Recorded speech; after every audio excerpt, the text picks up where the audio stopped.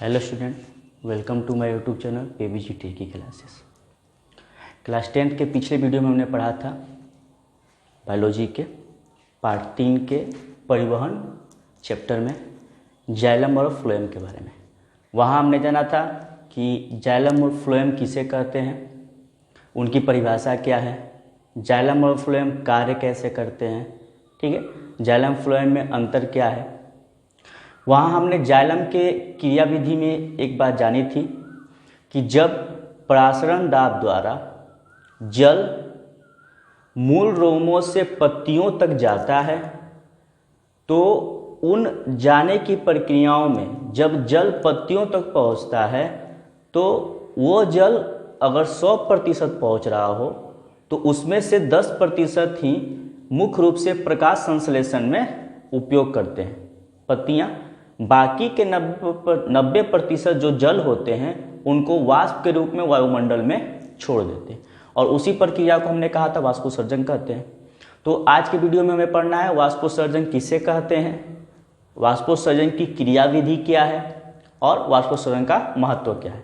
ठीक है, तो इस बात को जानने के लिए हम पहले जानते हैं कि वाष्पोत्सर्जन कहते किसे हैं। तो वाष्पोत्सर्जन कहने का सिंपल उदाहरण ये देना होगा या सिंपल डिफिनीशन कि वाष्पोत्सर्जन की क्रिया वह कहलाती है जब किसी पत्तियों के वायु भागों से, वायु भाग कौन होगा, जहां से कोई भी गैस जाती और आती हो, जैसे मान लीजिए ऑक्सीजन और CO2 जाता और आता हो, तो वायु भागों के रंध्रों से जल का वाष्प के रूप में निष्कासन होने की क्रिया कहलाती है वाष्पोत्सर्जन। तो आइए हम देखते हैं परिभाषा के हिसाब से समझ चलते हैं और कौन कौन से मुख्य पॉइंट है उनको जानते हैं। तो चलिए परिभाषा देखते हैं क्या बोलता है।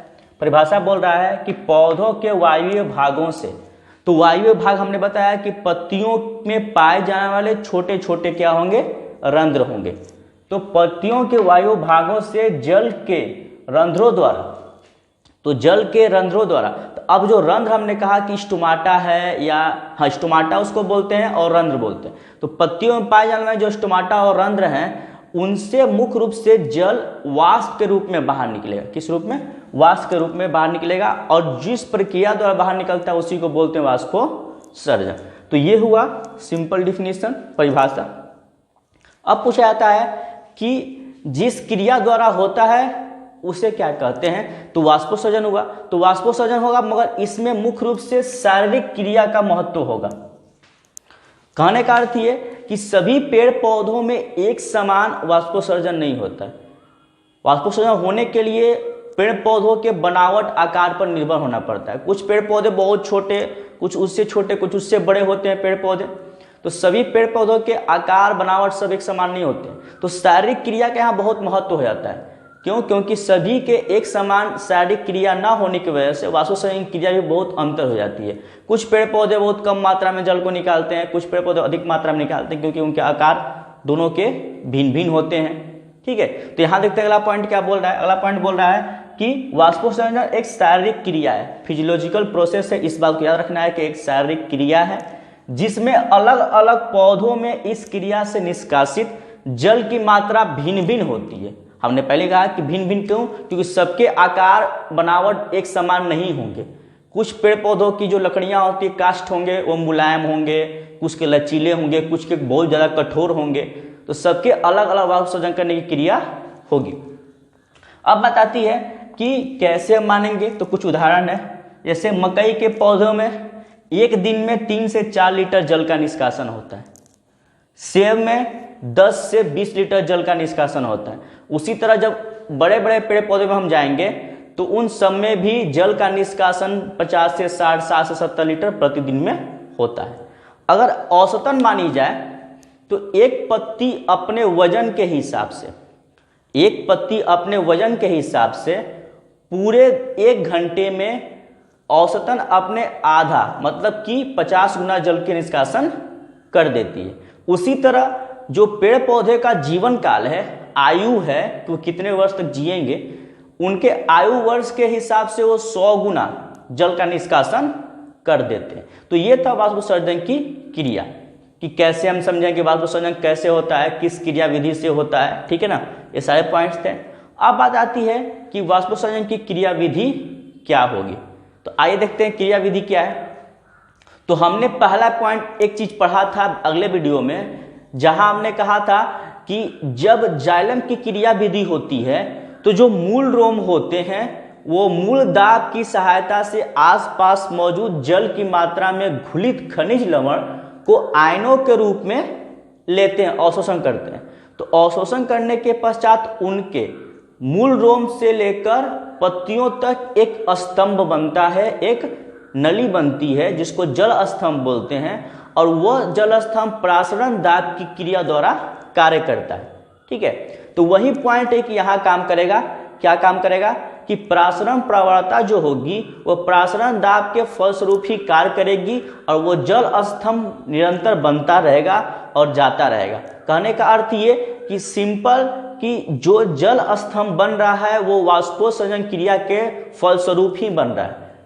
वाष्पोत्सर्जन का बहुत ही महत्व है जल स्तंभ को बनाए रखने का। तो आइए हम क्रिया विधि को देखते हैं। तो पहला पॉइंट क्या बोल रहा है कि पत्तियों में वाष्पोत्सर्जन के लिए प्रासरणीय प्रवणता ऑस्मोटिक ग्रेडिएंट, मतलब कि जो प्रासरणीय दाब के द्वारा जो बाकी कार्य हो रहे हैं उसका होना बहुत ही आवश्यक है। मतलब ये कि घुलित जल में गैसों आयनों का बार बार परिवहन होते रहना।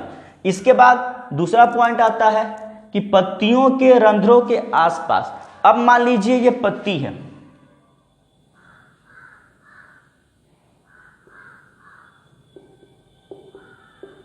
ये पत्ती हुई, ये छोटे छोटे पोर्स हो गए स्टोमाटा के,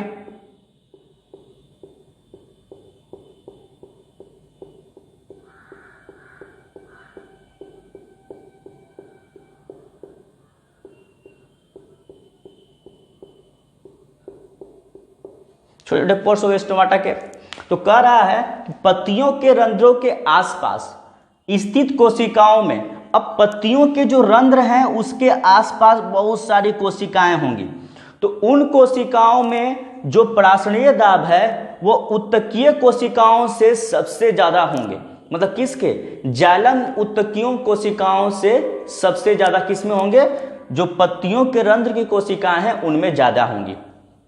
बात यह होती है कि जब कभी भी किसी चीज का स्थानांतरण होता है तो अधिक सांद्रता से कम सांद्रता की ओर बहुत तेजी से होता रहता है। तो यहाँ जो पत्तियों के रंध्रों के आसपास की कोशिकाएं हैं वो अधिक सांद्रता रखती होंगी और जो जाइलम उत्तक की सटी कोशिकाएं होंगी वो कम रखती होंगी। तो प्रासरण दाब अधिक कहाँ हुआ? तो जाइलम रंध्रों के आसपास की जो कोशिकाएं हैं वहां अधिक होगा प्रासरण दाब, और कम कहाँ होगा? तो कम होगा मुख्य रूप से जाइलम उत्तकों के पास जो सटी कोशिकाएं होंगी वहां। तो अब बताओ, जाइलम उत्तकों के आसपास की सटी कोशिकाएं हो सकता है फ्लोएम की कोशिकाएं हो। तो फ्लोएम की कोशिकाओं में तो कोई ऐसा कार्य तो है नहीं कि जल की मात्रा फ्लोएम वाले में जाए ना। तो जल की मात्रा कौन काम करता है ले जाने की? जाइलम करता है। जाइलम का मुख्य काम क्या है? हमने बताया था पिछले वीडियो में कि जाइलम का मुख्य काम होता है जल, खनिज लवण, इन सबको मुख्य रूप से घुलित रूप में पत्तियों तक पहुंचाना जाइलम का काम है। तो ये दूसरा पॉइंट कह रहा है आपको कि पत्तियों के आसपास की जो कोशिकाएं हैं वहां मुख्य रूप से अधिक प्रासरण दाब होगा। किसकी तुलना में? जो जाइलम उत्तक की कोशिकाएं हैं उनकी तुलना में। अब तीसरा जो पॉइंट आता है वो बोलता है कि इसके फलस्वरूप रंध्रों से पत्तियों के जाइलम तक, हमने पहले बोला कि जब प्रासरण दाब जब बनेगा या प्रासरण दाब जब लगेगा तो मूल रोम जो जल को अवशोषित कर रहा है वो मूल दाब द्वारा कर रहा है। तो होता क्या है कि बार बार आयनों के निष्कासन, मतलब बार बार आयनों का अवशोषण जल में होना, ठीक है, जो खनिज लवण जाते हैं वो आयन के रूप में जाते हैं। ये बात क्या रखना है? तो कई बार एग्जाम पूछता है कि जल में घुलित रूप से जो खनिज लवण मिलते हैं वो किस रूप में मिलते हैं? तो आयन के रूप में मिलते हैं। तो बार बार आयन के रूप में मिल रहे हैं, तो बार बार आयन के रूप में मिलने में जो अवशोषण होकर वो जल जाते हैं तो जल एक नली द्वारा जाते हैं और वह नली कहलाता है जल स्तंभ। कॉलम बनता है जल स्तंभ जो जाइलम से लेकर पत्तियों तक लगातार बना रहता है। अब बात होती है कि ये बनने का कारण क्या होता है? तो वाष्पोत्सर्जन क्रिया बहुत महत्वपूर्ण इसमें योगदान होता है जल स्तंभ को बनाए रखने में। यहां बोल रहा है कि निर्माण होता है जो कि जल का संचलन पत्तियों के जाइलम उत्तकों से रंध्रों तक नियंत्रण करते रहता है। नियंत्रण करता रहेगा, जाता रहेगा, ठीक है। मतलब जाइलम उत्तकों से लेकर पत्तियों के रंध्रों तक, क्योंकि पानी की मात्रा हमने कहा कि 100% तो जा रही है, तो 10% जल ही वो अपने प्रकाश संश्लेषण में मतलब भोज्य पदार्थ बनाने में उपयोग कर रहे हैं। बाकी 90% वो क्या कर रहे हैं, जल को वाष्प के रूप में बाहर वायुमंडल में छोड़ दे रहे हैं। तो नियंत्रण ये बनता रहता है, होता रहता है। तो ये थी क्रियाविधि किसकी, वाष्पोत्सर्जन की। आपको समझ में आया होगा, ये 3 पॉइंट बहुत इंपॉर्टेंट है, ठीक है।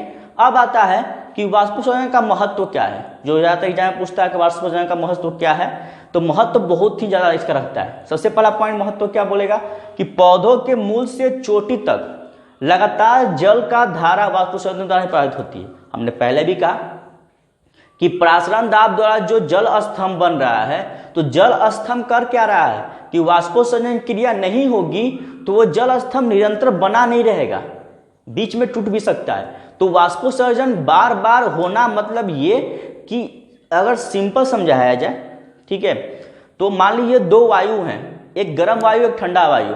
तो गर्म वायु ऊपर होगा, ठंडा वायु नीचे। तो ठंडा वायु जो होता है वो गर्म वायु का स्थान लेने के लिए बहुत तेजी से आते रहते हैं, ठीक है। तो सिंपल यहां भी वही, मतलब कि जल का जब वाष्प के रूप में निष्कासन होगा तो बहुत तेजी से जल जो जाइलम द्वारा है वो पत्तियों तक पहुंचते रहेंगे, तो जल स्तंभ निरंतर बनता रहेगा। तो इसके लिए मुख्य रूप से होना क्या है, जरूरी है, वाष्पोत्सर्जन की क्रिया होना बहुत जरूरी है।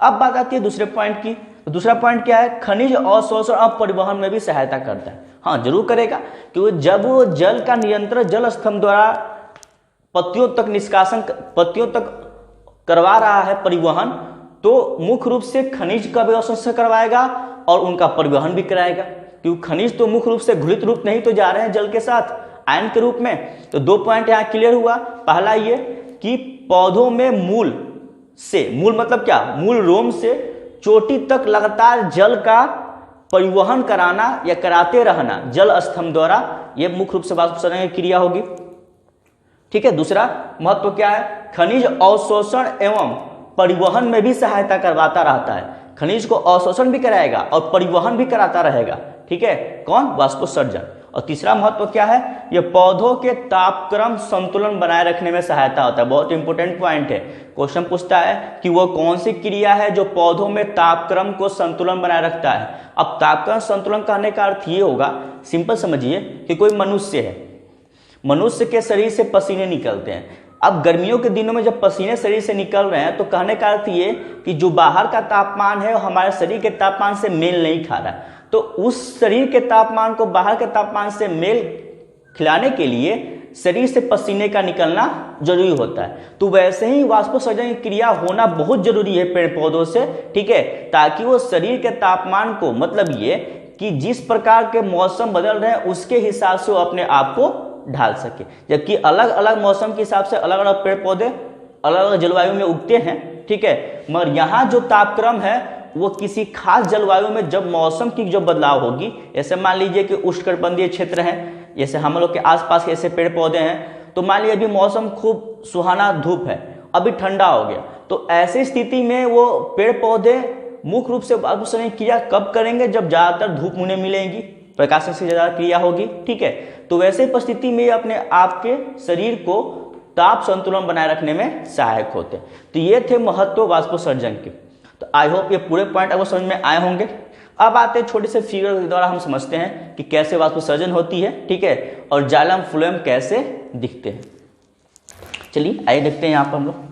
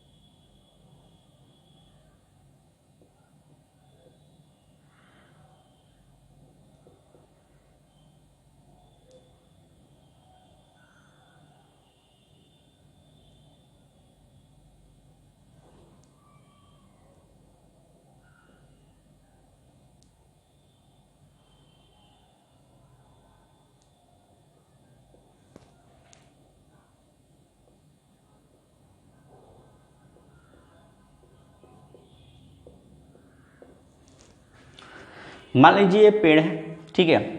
अगर ये मूल रोम है तो यहाँ पर मौजूद जो जल होंगे, ठीक है, यहाँ मौजूद जो जल होंगे वो मूल रोम की सहायता से क्या होंगे, अवशोषित होकर कहाँ जाएंगे,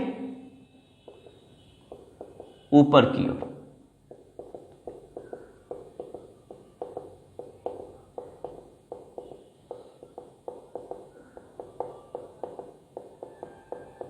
ठीक है, जल हो रहा है यहां से, तो यहां हम क्या समझेंगे कि जल का अवशोषण हो रहा है। क्या हो रहा है, अवशोषण। इसके साथ साथ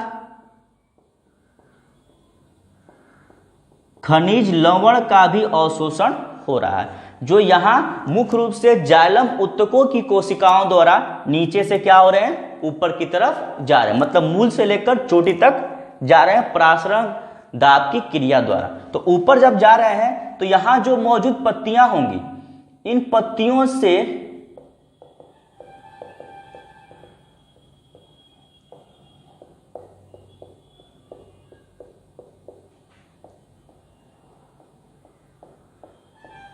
मुख्य रूप से जो जल का निष्कासन होगा, ठीक है, तो यहां जो निष्कासन होगा,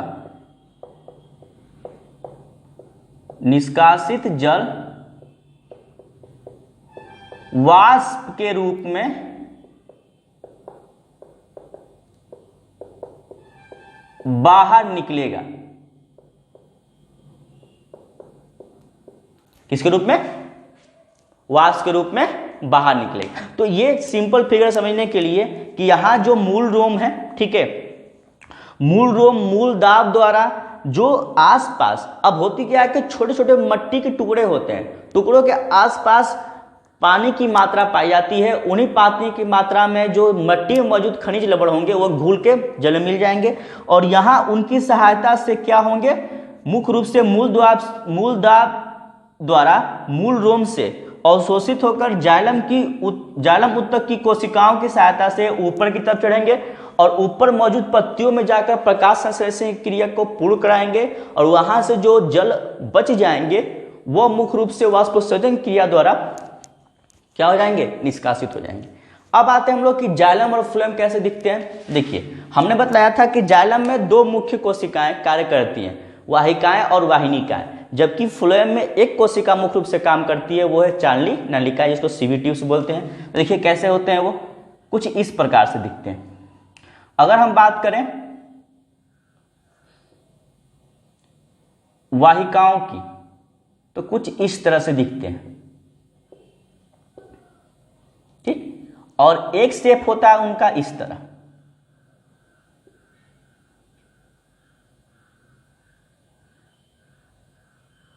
इस तरह दिखते हैं। तो ये दो फिगर जो होता है दिखता है किसकी तरह है, वाहिकाओं की तरह, जो जाइलम में पाए जाते हैं, जबकि इसके विपरीत जो होता है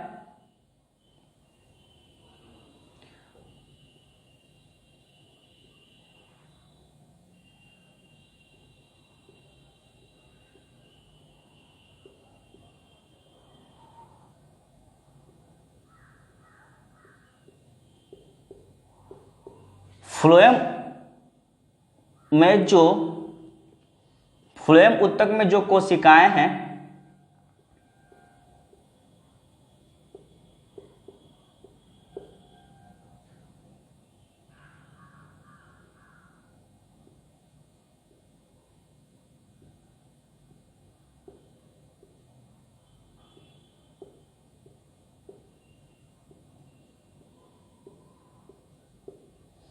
अब ये चालनी प्लेटें हैं।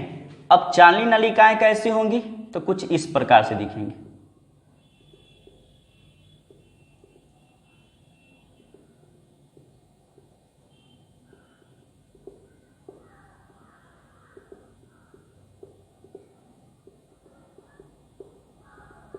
कुछ इस प्रकार से दिखेंगी। तो ये चालनी प्लेटें हैं, चालनी प्लेटें, और ये चालनी नलिकाएं हैं।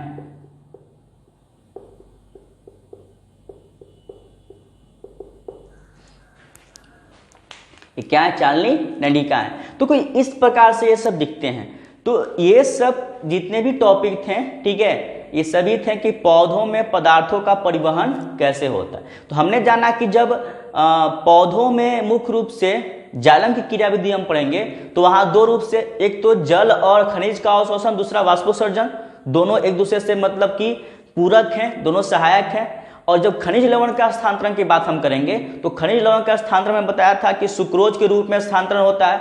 तो वो सुक्रोज के रूप में जो स्थानांतरण होता है वो मुख्य रूप से हो सकता है कि फल में जाएंगे, पत्तियों में जाएंगे, तने में जाएंगे, ठीक है, जो हम लोग मुख्य रूप से खाते हैं। उनकी उपयोगिता बहुत कम पेड़ पौधे अपने जीवन काल में बढ़ने के लिए करते हैं, ज़्यादातर वो किसी अन्य चीज़ों में दे देते हैं, जैसे जो कोई मनुष्य लेता है, कोई जानवर खाते हैं, ठीक है, उस रूप में।